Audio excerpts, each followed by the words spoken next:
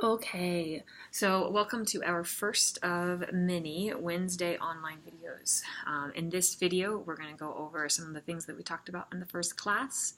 And then we're going to go back, we're going to go over the 5 different types of sampling that I expect you to be responsible for on homeworks and tests. In class, we really only talked about SRS, that's the simple random sampling. We're just going to briefly introduce what we mean by each of the other ones so that we can get a little more in depth in class next time I see you. We'll also do some more examples of using that random number table. When we did this in class, we only started with pretty simple ones. We'll do some that are a little more complicated. And then I'll also go over what's going to be on the first quiz, which is on Thursday of the first week of classes. So probably tomorrow if you are watching this now. Just a couple of businessy things. Tomorrow on Thursday, we have quiz 1. That quiz is going to include a couple of things. And I'll sort of tell you what is on the quiz over the course of this video. I'll tell you the first thing that's going to be on the quiz is a couple of questions about the syllabus. So these, make sure you look through the syllabus and you have read it. I promise not to get too nitty-gritty details, but I do want you to get the bulk of what's going on and what's expected of you from the syllabus.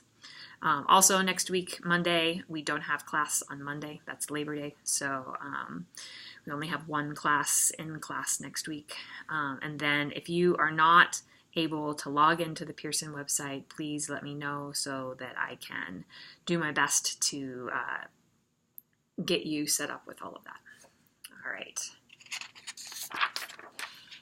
So to recap what we did last time, we really mostly just introduced some terms. So we talked about the difference between descriptive statistics and inferential statistics. The main difference between these two things is that descriptive statistics include the entire population. So they include all of the data that you could possibly have in that calculation. I gave the example of batting averages for a baseball player. Right? We're not going to randomly choose half of their at-bats and calculate their batting average from those half at-bats. We're going to take all of their at-bats and calculate their batting average based on that. So that's a descriptive statistic. Oftentimes, we don't have enough resources or it's just impractical to have all of the data, and that's when inferential statistics becomes important. So we are calculating data. So this definition says it consists of methods for drawing and measuring the reliability of conclusions about a population, but the data is based on information that is obtained from a sample of the population. So inferential statistics don't include all of the population. They don't include all of the data. That would be descriptive. They only include information that we got from averaging over a sample that is only a subset of the population. And I've been using sample and population, so just to remind you what that means. A population is everything that could possibly be included, and the sample is the subset of the population that we're choosing to do some data analysis on.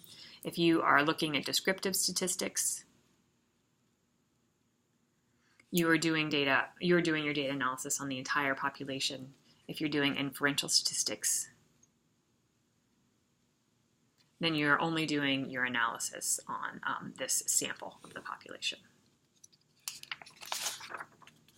Okay, the next thing that we talked about was simple random sampling. So the first thing that you think of when you think about how does one collect this sample and how do we be objective about how we choose our sample is to just be as random as possible, and that's what simple random sampling is. So this is each possible sample of a given size is equally likely to be the one that is obtained. And there will be a quiz question on simple random sampling, and it will be a question that asks you to use this table. So let's pull out this table.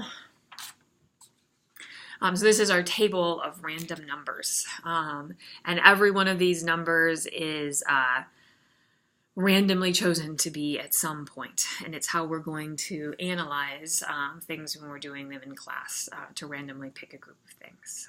So here's an example of what I mean by that.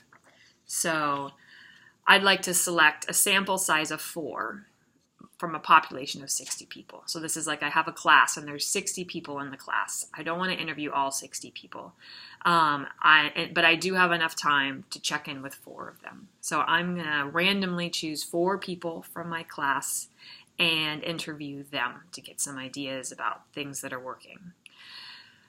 In order to choose those 4 with SRS, with simple random sampling, I'm going to use a random number table. And I have to first pick where I'm going to start on my random number table. So the first thing I'm going to do is let's just start at line 0, 0, column 0, 0, and I'll read from left to right and top to bottom. So let's do that. I have a population of 60 people, so I need to read off 2 digits at a time. And let's do that. So I went ahead and wrote this out on a different piece of paper. So my first example that I'm trying to do is this one, right? I'm starting out line 0, 0, 0, 0, and I want to read left to right and top to bottom. So and I want sample of 4, and the population is 60 people. So this 60 again tells me that I need to be reading off 2 digits at a time, not 1 digit or not 3 digits. And I'm going to start at 0, 0, 0, 0. And so my first number is 15. And I've chosen to go left to right. So I'm going to go left to right all the way before I get to the next line and the next line if I decide to keep going. So I'm going to go 15. And then my next number is 54. And then my next number is 48, and then my next number is 7. All 4 of these numbers are less than 60, so I can count this as my 4 numbers, and hopefully what I have also done is gone through my roster and numbered everybody from 1 to 60, and students' numbers 15, 54, 48, and 7 are the 4 that I've decided to interview. I don't always want to start here, because if I'm always starting here, then now this table becomes not nearly so random because it's highly selective among these numbers up here. So another way that I could do it was let's do the same sample of 4 from a population of 60, but let's start on line 3, column 1. So line 3 is this one. And the way these columns are numbered is a little bit tricky in that up here it says this is column 00 to 09. And if you count these, here's 1, 2, 3, 4, 5, 6, 7, 8, 9, 10 columns. So the way that this is numbered is that this column right here, that's 0, 0. This column, the second column, is 0, 1. The third column is 0, 2, 0, 3, 0, 4, 0, 5, 0, 6, 0, 7, 0, 8, 0, 9, 10. 11, 12, 13, 14, 15, 16, 17, 18, 19. And it goes on like that. So if we're looking at line 3, column 0, 1, we're going to start. Actually, before I tell you where we're going to start, I want you to just look at the table and convince yourself where you think we should start before I tell you.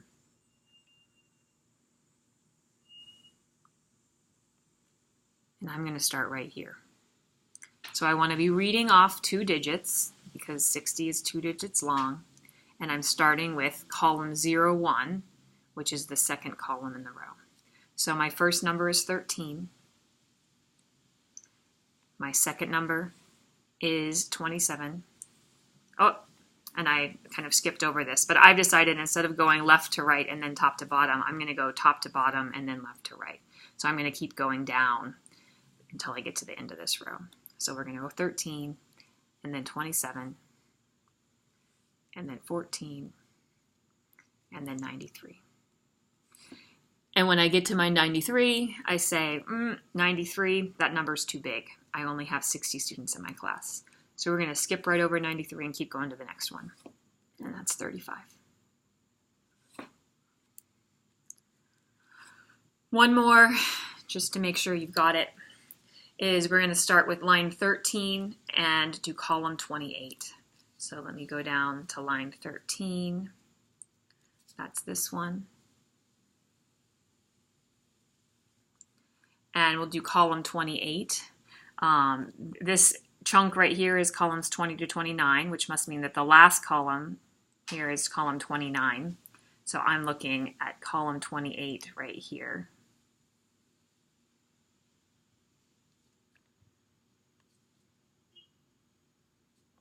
Just like that, and that's where I want to start. So line 13, column 28, has as its first number 22. Okay, now I've decided to go left to right and then top to bottom, so I'm going to read left to right. My next number is 0, 0, then 99, then 57. I've read off 4 numbers here, and certainly 99 is one that we want to get rid of. We don't need 99. We only have 60 students. With 0, 0, it may or may not be a number that I can include. I'm going to go ahead and cross it off because for me it makes the most sense for me to number my students from 1 to 60 and not 0 to 59. But that might be something that was ambiguous and you'd have to look up what the question had said to decide whether to include number 0, 0. Okay, so now I only have 2, so I have to keep going after 57, and then I have 2, and then I have 17. Just like that. Okay, so one of the questions on your quiz will ask you to use this table in much of the same way that we just did. Okay, so that was SRS. Simple random sampling, and I'm out of order. Nope, I'm not. And that's probably, in a lot of ways, simple random sampling is the gold standard, the thing that you're really making sure that you do. In some ways, it can be impractical, or maybe it doesn't do a great job of making sure that you're adequately sampling some minority populations in your data or something like that. There's a lot of other different types of sampling. So I just want to blow through, it's going to end up being 4 more kinds of sampling to just introduce what they are. So the first one I want to talk about is convenience sampling. And we'll just cover that up for now. This is probably the simplest thing that you could possibly do. So you draw from the population that is close at hand, right? The people, this is, you interview, any example of this is if I'm interested, my population is all of the students at Sage. Well, maybe I set up a table outside of where you get your food at KCC for an hour, and I interview everybody that stops at that table. That would obviously probably be a pretty bad sample from a statistical perspective because that sample that you put is probably not representative of all SAGE students. But it sure was cheap and it sure was convenient.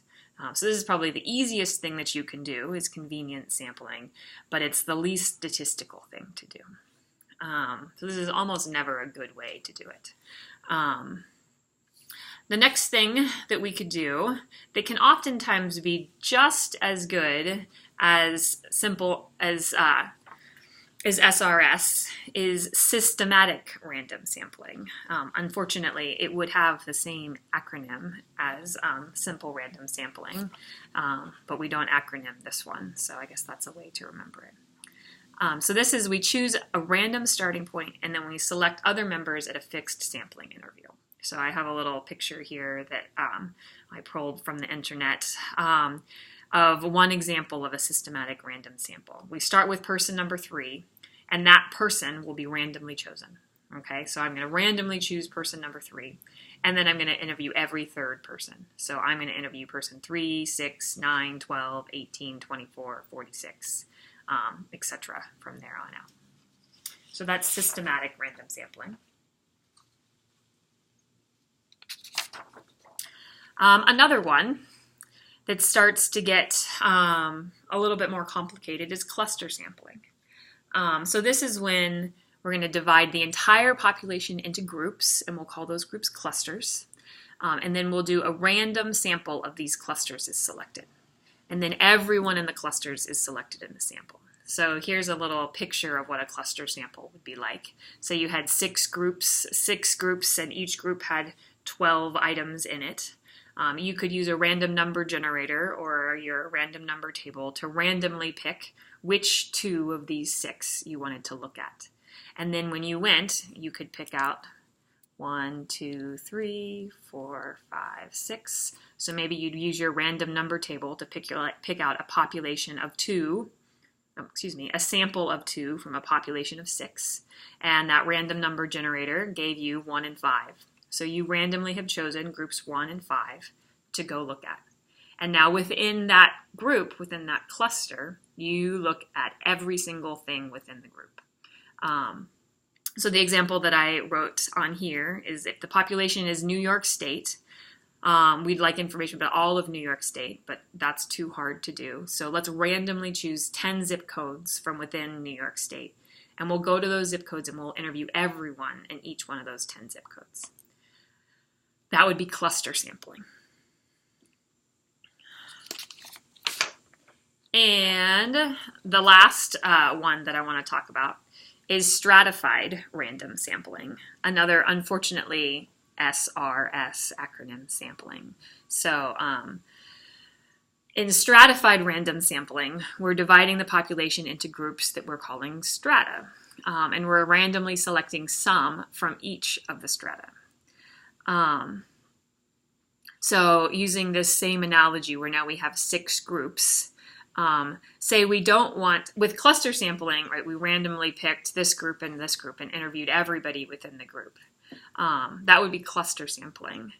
With stratified random sampling, we're going to make sure that we interview some people within each of these 6 groups, okay? So this way, we're ensuring that we're getting some representation from whatever is in this group and some representation from whatever is in this group, and so far. So the example that I wrote down here is that if now our population is still New York State, but we'd like to make sure that we're sampling adequately from all of the voting age groups. We don't want to just happen to accidentally only get in touch with people who are old enough to still have landlines. So we selectively only interview some of the older people, and that leaves out some of the young people. That might be a reason why we'd like to do stratified random sampling, right? So we have our strata 1 is these younger people. Our strata 2 is these the next age up, and then the next age up, and so on and so forth. We would go to each strata and make sure, and obviously for New York State, there'd be a lot more than 12 people in each strata, but I think the analogy still works here. So we'd go to our youngest group and we'd make sure that we randomly choose a few people in this group to include in our sample. We randomly choose some people in this group to include in our sample, and so on and so forth. So stratified and cluster sampling are by far the hardest ones to get your head around, and we'll spend more time on both of them in class. But I think this visualization here works really well, where in cluster sampling, we're dividing everybody into clusters, and we're randomly choosing which cluster we interview. But then when we go to the cluster, we interview everybody within the cluster. In stratified sampling, we are separating into a bunch of different groups that we call strata, and we are making sure that we are hitting some from each group. In your book, they talk about stratified random sampling with proportional allocation, which would be that you want to kind of make sure that you're sort of getting enough people in your sample that what ends up in your sample is representative and is proportional compared to how many people are actually in each of those groups or strata. So when it comes to quiz time, I'm not going to ask you about the difference between stratified and cluster sampling. So don't worry about that yet. We'll go into detail about that more in class. But I will ask you about the difference between convenience, systematic random sampling, and SRS, the one that uses the random number table. So make sure that you're clear on which of those the differences between those three kinds of sampling. And the question or questions will be very much, an example of something like this, not this one, but something like this one. And it'll say what kind of sampling is it? And you'll have to identify from a list what kind of sampling it is. But it'll only be one of either this one, or SRS. I won't ask about cluster or stratified. And I think that probably covers it. I think I've covered all of the questions that are on the quiz. So there's some information about the syllabus, some information about the types of sampling, and then that one problem about using the table for SRS. And that should do it for this week's lab, or this week's video.